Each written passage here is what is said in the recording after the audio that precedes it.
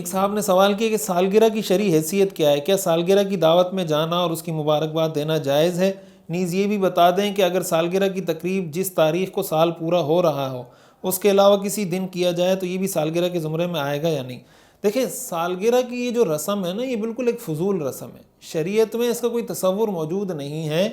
اور اس کی وجہ یہ ہے کہ سالگرہ کا مطلب یہ ہوتا ہے کہ آپ کی زندگی کا ایک سال کم ہو گیا، تو اس پہ بجائے انسان یہ کہ وہ خوشی منائے اور وہ اس پہ جو ہے نا شادیانے بجائے اور اس پہ لوگوں کو جمع کر کے کیک کھلائے، ایک تو یہ غیروں کی رسم ہے، غیر مسلموں کی رسم ہے، ان سے مسلمانوں میں آئی ہے۔ دوسری، اگر ان کی رسم ہوتی اور کوئی معقول رسم ہوتی جس سے ہمیں کوئی دین دنیا کا کوئی فائدہ ہوتا تو پھر بھی اس کو مشروط طریقے سے اختیار کیا جا سکتا تھا۔ تو دوسری بات یہ کہ تو کوئی معقول ریزن بھی نہیں ہے، کوئی معقول وجہ بھی نہیں ہے کہ بھئی آپ کی زندگی کم ہوتی جا رہی ہے اور آپ زندگی کم ہونے پر آپ خوشی منا رہے ہیں، تو یہ تو خوشی کا موقع نہیں ہے۔ ہاں، اگر کوئی آدمی اس پہ خوشی مناتا ہے کہ یار مجھے اللہ تعالیٰ نے زندگی دی، مجھے اللہ تعالیٰ نے ایک نیا سال دیا، مجھے اللہ تعالیٰ نے اتنی نعمتیں گزشتہ سال میں دی، تو اس کے شکرانے کا طریقہ تو یہ ہے کہ انسان کچھ 2 رکعت نفل پڑھ لے، تلاوت کر لے، دعا کر کے اللہ کا شکر ادا کر لے، کچھ صدقہ دے دے۔ لیکن یہ طریقہ کہ اس میں ڈانس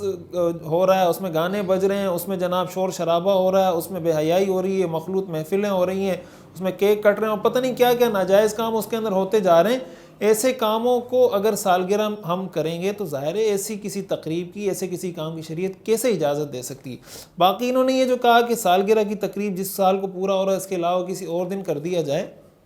تو اگر ایسے رینڈملی کسی دن کوئی لوگوں کو جمع کر کے کھانا وانا کھلا دیتا ہے خوشی میں، تو وہ تو ویسے ہی چلتا رہتا ہے، کبھی کوئی کسی کی دعوت کرتا ہے، کبھی کوئی کسی کا مہمان بنتا ہے، تو اس میں تو کوئی حرج کی بات نہیں ہے۔ لیکن اس طرح مخصوص کر کے سالگرہ منانا یہ بالکل ایک فضول چیز ہے، اس سے اپنے آپ کو بچانا چاہیے اور معاشرے سے اس طرح کی فضول رسومات کا خاتمہ کرنا چاہیے۔